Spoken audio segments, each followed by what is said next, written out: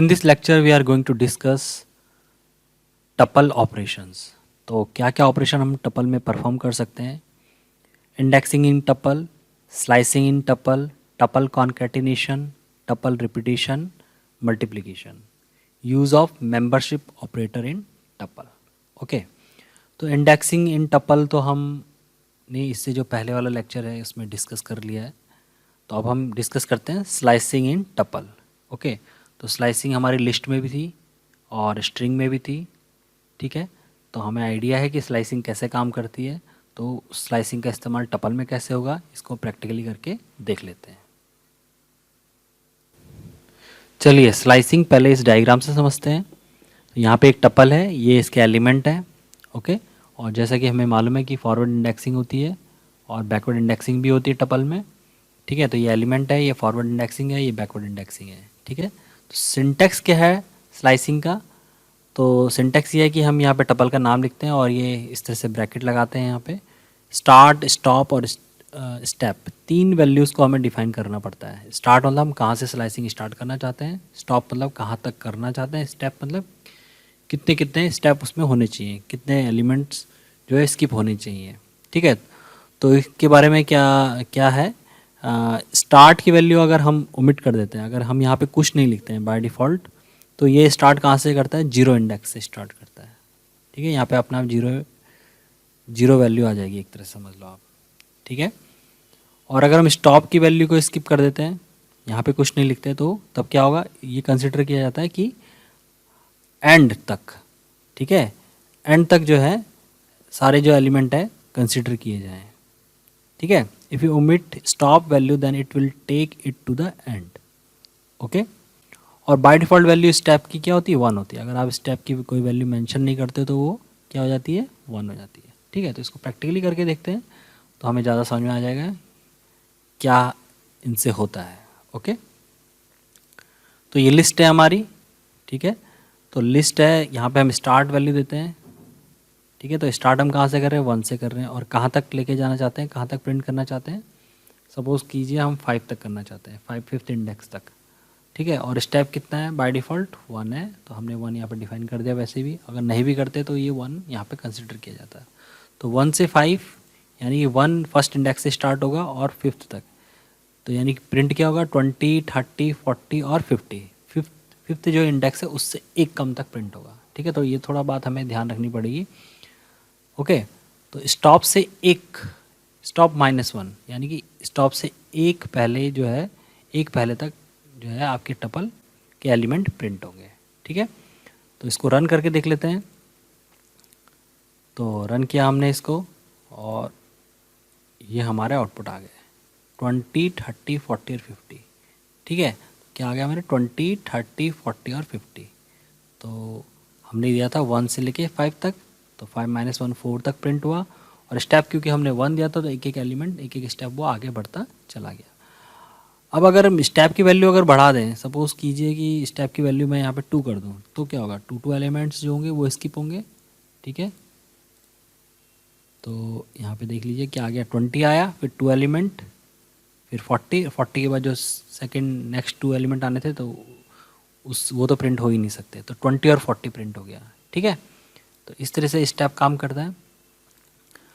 अब इसमें क्या है कि अगर आप बाय डिफ़ॉल्ट यहाँ पे स्टेप में अगर कोई वैल्यू डिफाइन नहीं करते हो तो बाय डिफ़ॉल्ट वो वैल्यू क्या होती है, 1 होती है। यहाँ पे लिखा हुआ भी है, स्टेप की जो डिफ़ॉल्ट वैल्यू 1 होती है। ठीक है, अपने आप वो 1 वहाँ पे कंसिडर कर लेगा। ठीक है, तो हमने किया तो ये देखिए इस तरह से प्रिंट हो गया। ओके, और अगर 1 पे अगर हम कोई वैल्यू नहीं दें, स्टार्ट पे अगर कोई वैल्यू ना दें हम, तो ये बाय डिफ़ॉल्ट इसको 0 से स्टार्ट कर देता है, यानी कि 0 मान लेता है यहाँ पे। तो 0 इंडेक्स से स्टार्ट होगा प्रिंटिंग और कहाँ तक चलेगा, 4 तक। 5 - 1 4। तो ये देखिए 10, 20, 30, 40 और 50। ठीक है, उसके बाद अगर हम इसको भी कंसिडर ना करें तब क्या होगा। ठीक है, स्टॉप को भी अगर हम जो है यहाँ से हटा दें, ठीक है, ओमिट कर दें, तब क्या होगा, 0 से स्टार्ट होगा और टिल द एंड पूरा लास्ट तक जितने भी एलिमेंट होंगे वो सारे प्रिंट होते चले जाएंगे। ठीक है, ये देखिए पूरे के पूरे एलिमेंट एज इट इज़ पूरी की पूरी टपल प्रिंट हो गई है।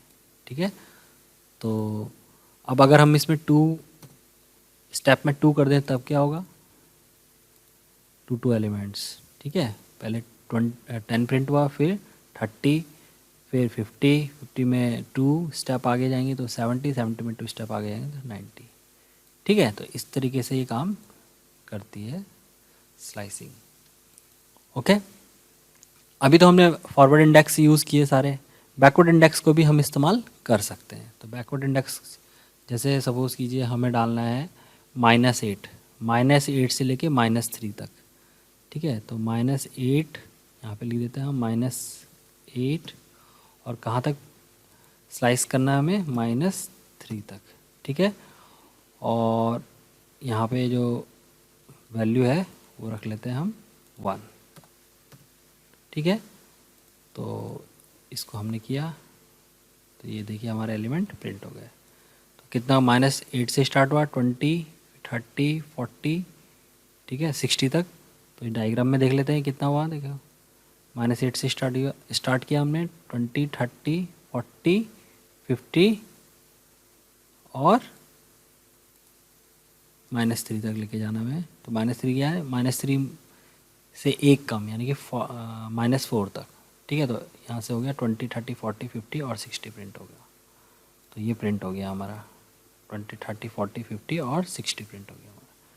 ठीक है, ओके, तो इसमें आप नेगेटिव बैकवर्ड इंडेक्स को भी इस्तेमाल कर सकते हो, फॉरवर्ड इंडेक्सिंग को भी इस्तेमाल कर सकते हो। जैसे आप स्लाइसिंग करना चाहो वैसे आप स्लाइसिंग कर सकते हो। बस इसमें एक रूल है, रूल ये है कि जब भी आप स्लाइसिंग इस तरह से कर रहे हैं तो हमेशा मतलब लेफ़्ट साइड से राइट साइड की तरफ बढ़ रहे हैं। ठीक है, स्टार्ट आपका लेफ़्ट से आपने किया और राइट की तरफ आपने स्टॉप की वैल्यू को डिफाइन की, तो आपका जो स्टेप की वैल्यू होगी वो हमेशा पॉजिटिव में होगी। नेगेटिव में होगी तो आपको कुछ भी प्रिंट नहीं होगा, स्लाइसिंग नहीं होगी। ठीक है, तो ये रूल जो है फॉरवर्ड इंडेक्सिंग में भी लगता है और बैकवर्ड इंडेक्सिंग में भी लगता है। ठीक है, तो एक बार इसको भी करके देख लेते हैं हम। ठीक है, तो ये -3 है, यहाँ पे अगर मैं कर देता, क्योंकि हमने मूव किया -8 से -3, तो हम लेफ़्ट से राइट की तरफ मूव किए, तो हमको यहाँ पे जो स्टेप की वैल्यू पॉजिटिव देनी है। तो हमने देख लिया पॉजिटिव में आउटपुट आ गया। अगर मैं इसको -1 कर दूँ तो कोई भी आउटपुट नहीं आएगा। ठीक है, ये देखिए इस तरीके से। ठीक है, इसी तरीके से अगर मैं कर दूँ 2 से लेके और 7 तक, तो तब भी कोई आउटपुट नहीं आएगा। ठीक है, तो ये हमेशा बात को हमेशा ध्यान रखना है हमें। 2 से हमने दिया कहाँ तक, 7 तक, 2 से 7 तक। हाँ, अगर हमने 7 से 2 दिया होता तो हम माइनस में रख सकते थे, या फिर -2 से -7 दिया होता तो हम क्या करते, माइनस में रखते। तो इसको हमें ध्यान रखना है। जैसे यहाँ पे अगर मैं करता हूँ 7 से 2, तो अब मेरा जो है डाटा प्रिंट हो जाएगा। ये देखिए 80 से 40, तो 80 से हुआ 40। ठीक है, तो -7 -2 से स्टार्ट किया हमने और -7 तक यहाँ पे लिखा है हमने यहाँ पे 7 से 2, तो 7 से स्टार्ट हुआ और 2 यानी कि एक कम 30 तक 40 तक, तो 80 से 40 तक प्रिंट हो गया ये। ओके, इसी तरीके से अगर मैं नेगेटिव इंडेक्स को देता हूँ, सपोज के -2 से -7 दे देता हूँ, -2 से और -7 तक देता हूँ, तो क्या प्रिंट होगा, तो प्रिंट हो जाएगा -2 से -7 यानी कि 80, 70, 60, 50 और 40 प्रिंट हो जाएगा। ठीक है, -7 से एक कम। तो इसको रन करके देख लेते हैं।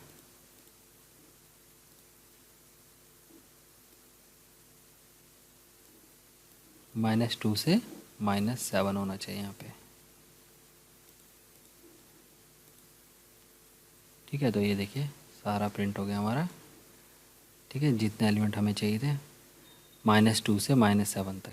तो -2 से -7, 80, 70, 60, 50 और 40। -7 से एक पहले तक कितना है, 40 तक। तो ये एलिमेंट प्रिंट हो गए हमारे 5 एलिमेंट। ठीक है, तो ये हमारे 5 एलिमेंट, 1 2 3 4 5 एलिमेंट हमारे प्रिंट हो गए। ठीक है, तो इस तरह से स्लाइसिंग काम करती है। जैसे कि इसकी प्रैक्टिस हमने लिस्ट में भी किया है, स्ट्रिंग में भी किया है, तो हमें आइडिया है कि स्लाइसिंग कैसे काम करती है। ओके, नेक्स्ट ऑपरेशन है हमारा टपल कॉन्केटिनेशन। ओके, तो टपल कॉन्केटिनेशन कैसे करते हैं इसको देख लेते हैं हम। ओके, तो ये हमारे पास टपल है दो, T1 एंड T2, और कॉन्केटिनेट करने के लिए हमें कौन सा ऑपरेटर चाहिए होता है, प्लस ऑपरेटर चाहिए होता है। ये हमें मालूम है, स्ट्रिंग में भी हमने किया था कॉन्केटिनेशन और लिस्ट में भी किया था। ठीक है, तो प्लस ऑपरेटर के थ्रू हम कॉन्केटिनेट करते हैं। तो T1 और T2 को कॉन्केटिनेट कर लेते हैं। ठीक है, तो एक नई टपल बन जाएगी। तो इसको रन करा के देखते हैं। तो इस तरीके से ये देखिए, फर्स्ट टपल के जितने सारे एलिमेंट हैं और सेकंड टपल के जो जितने भी एलिमेंट हैं वो कॉन्केटिनेट हो गए हैं और ये एक नई टपल बन गई है। ठीक है, तो इस तरीके से टपल कॉन्केटिनेशन हम कर सकते हैं। ठीक है, स्लाइसिंग का भी इस्तेमाल कर सकते हैं कॉन्केटिनेशन में, जैसे कि यहाँ पे हमने किया हुआ है। तो यहाँ पे हमने क्या किया, यहाँ पे हमने क्या किया कि जो फर्स्ट टपल है T1 उसमें से हमने कुछ एलिमेंट निकाल दिया, एक स्लाइस, एक पीस निकाल दिया है, मतलब समझ लो आप। तो कहाँ से कहाँ तक है, 1 से लेके 0 1 2 3। ठीक है, 3 इंडेक्स तक है इसमें। तो हमने 0 1 2 3 और एलिमेंट बढ़ा लेते हैं इसके। इस तरह से एलिमेंट को हम इंक्रीज़ कर देते हैं इसमें। तो अब 1 इंडेक्स में कौन है, 20 है, और 5 तक जाना है हमें। तो 1 2 3 4 5, तो 5 से एक कम यानी 4, यानी 80 तक। तो 20 से लेके 80 तक के एलिमेंट इस T1 से आ जाएंगे हमारे, क्योंकि हमने यहाँ पे दे रखा है, और स्टेप की वैल्यू हमने 1 दे रखी है। ठीक है, और T2 को कॉन्केटिनेट कर रहे हैं हम इस पार्ट के साथ। तो देखते हैं हमारी क्या आउटपुट आता है। T is not defined, that is T1. Okay, now ये देखिए, ये आ गया आउटपुट। कैसे आया, तो ऊपर वाली जो T1 है, T1 से क्या क्या मिला हमें, 20 30 40 और 80 मिला, और T2 तो पूरी की पूरी हमने ले ली, 3 4 5। ठीक है, तो ये बन गई नई टपल। तो इस तरह से हम कॉन्केटिनेशन कर सकते हैं। ओके, तो टपल को किसी और के साथ कॉन्केटिनेट कर सकते हैं, नहीं कर सकते। ठीक है, अगर टपल और कोई लिस्ट है, सपोज करो, उसको कॉन्केटिनेट करोगे तो आपकी एरर आएगी। अगर लिस्ट ले लेता हूँ मैं यहाँ पे कोई एक, इस तरीके से मैंने कोई लिस्ट ले लिया और इनको कॉन्केटिनेट कराने की कोशिश करी, तो क्या होगा, एरर आ जाएगी। ठीक है, टपल का कॉन्केटिनेशन टपल के साथ ही होगा, लिस्ट के कॉन्केटिनेशन लिस्ट के साथ ही होगा। ये देखिए, ठीक है, can only concatenate tuple not list to tuple. ठीक है, तो इस तरीके से लिस्ट को भी आप कॉन्केटिनेट नहीं कर सकते टपल के साथ। कोई स्ट्रिंग है उसको करना चाहते हो तो स्ट्रिंग को भी आप कॉन्केटिनेट नहीं कर सकते टपल के साथ। ओके, ये देखिए, इसी तरह से कोई डिक्शनरी अगर आप कॉन्केटिनेट कराना चाहते हो तो वो भी आपकी कॉन्केटिनेट नहीं होगी टपल के साथ। ठीक है, सिंगल एलिमेंट हमारी लिस्ट में।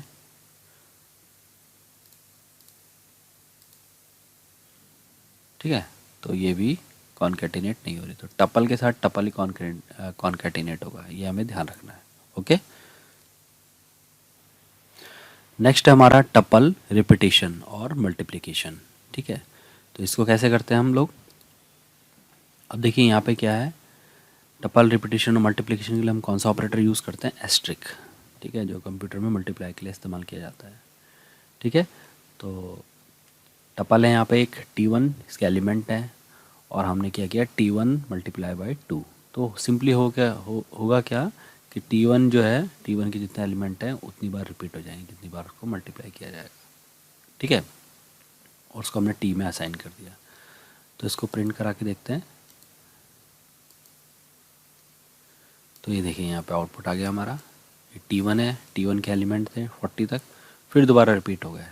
ठीक है, तो जितने टाइम हम मल्टीप्लाई करेंगे उतने टाइम वो क्या हो जाएंगे, रिपीट हो जाएंगे। ठीक है, जैसे यहाँ पे मैं कर देता हूँ 3, तो 3 टाइम मल्टीप्लाई हो जाएंगे। ये देखिए 10 20 30 40, फिर 10 20 30 40, और फिर 3 पेयर हो गए, एक पेयर ये हो गया, एक पेयर ये हो गया, और एक पेयर आपका ये हो गया। ठीक है, तो मल्टीप्लिकेशन इस तरीके से होती है। इसको मल्टीप्लिकेशन भी बोलते हैं, हम रिपीटेशन भी बोलते हैं। ठीक है, तो एस्ट्रिक ऑपरेटर का इस्तेमाल होता है इसमें। ठीक है, तो टी चाहे आप ऐसे करके प्रिंट करा लो इसको, चाहे इसको डायरेक्ट भी प्रिंट करा सकते हो। यहाँ पे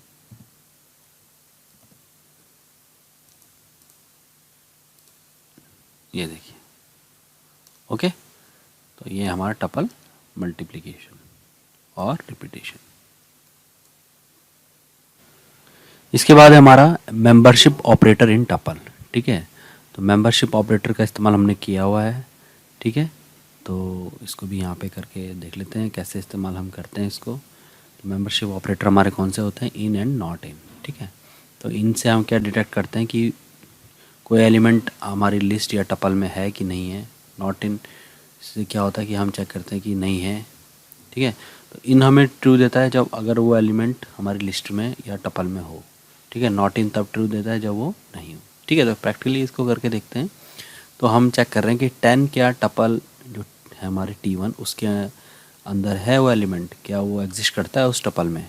तो अभी हमें क्या मिलेगा, ट्रू मिल जाएगा। ठीक है, क्योंकि 10 जो है वो हमारे T1 टपल में एग्जिस्ट करता है, उसका एलिमेंट है वो। ओके, तो अगर मैं यहाँ पे 100 कर दूँ तो तब क्या होगा, 100 क्या हमारी इस टपल में है, नहीं है, तो ये क्या कर देगा, फॉल्स रिटर्न कर देगा। ओके, जब एग्जिस्ट करता है तब हमें ट्रू, और जब एग्जिस्ट नहीं करता है तब फॉल्स। ओके, अब नॉट इन का देख लेते हैं। नॉट इन क्या करता है, तब हमें ट्रू देता है जब वो एलिमेंट एग्जिस्ट नहीं करता है। तो 100 अभी एग्जिस्ट नहीं करता है, तो अभी हमें क्या देगा, नॉट इन, ट्रू दे देगा रिटर्न। ठीक है, तो नॉट इन का रिजल्ट जो आ गया ट्रू आ गया। ठीक है, तो बिल्कुल सही बात है कि 100 जो है आपकी टपल में एग्जिस्ट नहीं करता है, तो इसीलिए हमारा क्या आ गया, ट्रू आ गया। ठीक है, अगर मैं किसी ऐसे एलिमेंट के लिए करूँ कि वो एग्जिस्ट करता है और फिर नॉट इन लगाओ, तो अब क्या आ जाएगा, फॉल्स। ठीक है, तो फॉल्स आ जाएगा क्योंकि 10 क्या है आपका टपल में एग्जिस्ट करता है। ओके, तो इस तरीके से मेंबरशिप ऑपरेटर का इस्तेमाल हम कर सकते हैं। ठीक है, इस टपल में एक लिस्ट भी है, तो लिस्ट का अब कोई एलिमेंट अगर हमें जानना है, जैसे सपोज करो कि वो एग्जिस्ट करता है कि नहीं करता है, तो हमें लिस्ट का या तो उसका इंडेक्स देना पड़ेगा, जैसे 0 1 2 3 4 5 6। तो हमारा T6 पे क्या हमारा हमारी एक लिस्ट है। ठीक है, तो T6 पे हमारी लिस्ट है, तो उसको हमें यहाँ पे लिखना पड़ेगा। ठीक है, तो हम कोई एलिमेंट ढूंढना चाहते हैं, क्या 55 उस T6 पे जो एलिमेंट यानी लिस्ट है उसमें एग्जिस्ट करता है। तो अगर करता होगा तो ये क्या दे देगा, रिटर्न दे देगा ट्रू। ठीक है, समझ में आ गई बात। अगर आप सिंपली यहाँ पे टी लिखोगे तो नहीं करेगा वो, तो आपको फॉल्स देगा, क्योंकि 55 जो है 55 जो है आपके इस टपल का पार्ट है, और 55 जो है आपके इस लिस्ट का पार्ट है, और ये लिस्ट जो है कम्प्लीटली टपल का एलिमेंट है। ठीक है, तो इस तरीके से आप चेक करोगे इसको। तो T1 में अगर T1 इस तरह से चेक करोगे तो फॉल्स आएगा। तो हमें क्या जानना है कि टपल के जो इंडेक्स है, ठीक है, जिस इंडेक्स पे आपकी लिस्ट है वो यहाँ पे देनी पड़ेगी हमें। तो क्या इंडेक्स है, 0 1 2 3 4 5 6। ठीक है, तो यहाँ पे हम देंगे 6, तो हमारा क्या आ जाएगा, सही है, यस आंसर आ जाएगा, ट्रू आंसर आ जाएगा। ये देखिए, ठीक है, तो ये भी हमें थोड़ा सा ध्यान देने वाली बात है। तो इस तरीके से इन और नॉट इन का इस्तेमाल हम कर सकते हैं टपल में। इसको हमने लिस्ट में भी इस्तेमाल किया है, इसको हमने स्ट्रिंग में भी इस्तेमाल किया है। ठीक है।